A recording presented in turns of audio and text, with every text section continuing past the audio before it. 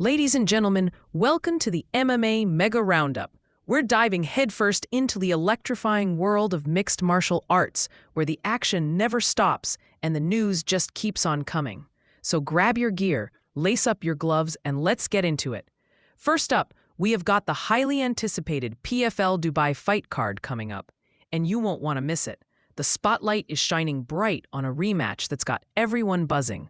Khabib Nurmagomedov's prodigy, Usman Nurmagomedov, is set to face Paul Hughes. This one is personal, folks. Hughes believes he's going to break Nurmagomedov in their rematch, and I can't wait to see if he can back up those words. The fight kicks off at a prime time to catch all the action, so set your clocks, mark your calendars, and get ready for a showdown of epic proportions. But let's not forget about UFC 320, where Merab Dvalishvili is promising fans something spectacular against Corey Sandhagen. In a recent video, Merab made his intentions clear.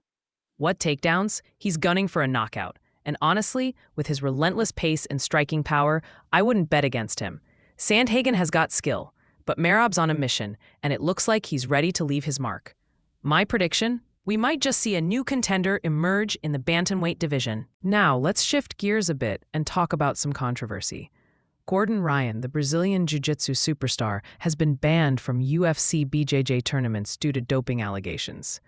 Ryan has made a name for himself on the mats, but this cloud of suspicion is certainly going to cast a shadow over his career. Is this the end of his competitive journey, or can he find a way to bounce back? The MMA world is watching, and I can tell you this: Ryan won't be going down without a fight. And speaking of comebacks, UFC legend Chael Sonnen is stepping back into the cage at age 48. He's accepted a call-out from a BJJ star, and I can't help but think, is this a smart move? Sonnen is one of the most charismatic fighters we've ever seen, but coming back at this age is a tall order. If he pulls it off, it'll be one for the history books. I'm excited yet nervous for him. Let's hope he's been training hard. Over in the featherweight division, we've seen some shakeups. Brian Ortega has been dropped from the top 5 after the latest rankings update following UFC Shanghai. It's a brutal sport, and Ortega needs to regroup and come back stronger. He's too talented to be out of the mix for long. Keep your eyes on him. And let's talk about the wild side of the sport. A viral incident involving Raja Jackson attacking pro wrestler Psycho Stu has caused chaos, with wrestlers accusing the promotion, Knock X, of covering up the incident. It's a messy situation, and the fallout could change the landscape of combat sports. Sean Strickland has come to Jackson's defense, advocating for rehabilitation over prison time.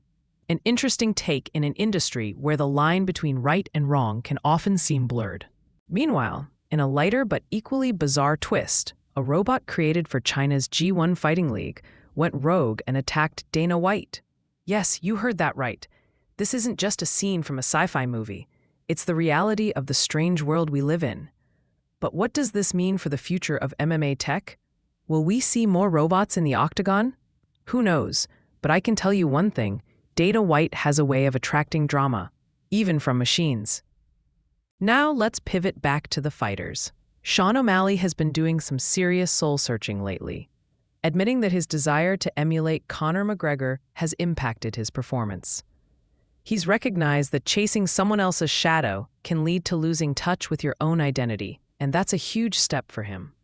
The striking star is looking to reclaim his focus ahead of his next bout, and if he can find his true self in that cage, watch out world, O'Malley 2.0 is coming.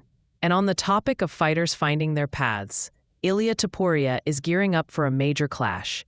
However, Khabib Nurmagomedov has made it clear he doesn't see Topuria having a chance against Arman Tsarukyan's wrestling and ground game. That's high praise for Tsarukyan, and I'm curious to see if he can deliver on that promise. Topuria is no slouch, though. This fight could be a real chess match. As we gear up for future events, UFC has announced a blockbuster numbered event for Salt Lake City in 2026. No PPV? That's right. This could be a game changer for the UFC, allowing fans to experience the action without breaking the bank. It'll be interesting to see how the card shapes up and what matchups will be featured. If they play their cards right, it could be one of the biggest events of the year. And speaking of big events, UFC 322 is on the horizon, with Tracy Cortez and Aaron Blanchfield finally set to settle their unfinished business after 6 long years. The anticipation is palpable, and fans are clamoring to see who will come out on top. Both fighters are incredibly skilled, and it's going to be a clash you won't want to miss. Wrapping up this roundup, let's take a moment to acknowledge the legends. Nate Diaz made a surprise appearance on Netflix's Kill Tony, proving that he's still got that charisma and star power that fans adore. Meanwhile, Ronda Rousey's rival has called for her Hall of Fame entry after winning a second world title at PFL. It's a beautiful reminder of how these athletes shape the sport and inspire future generations. So, as we close the curtain on this MMA Mega Roundup, remember, the world of mixed martial arts is as unpredictable as ever. With every fight, every controversy, and every comeback, there's a new story waiting to unfold. Stay tuned, keep your gloves up, and we'll catch you next time for more excitement in the cage. Peace out, fight fans.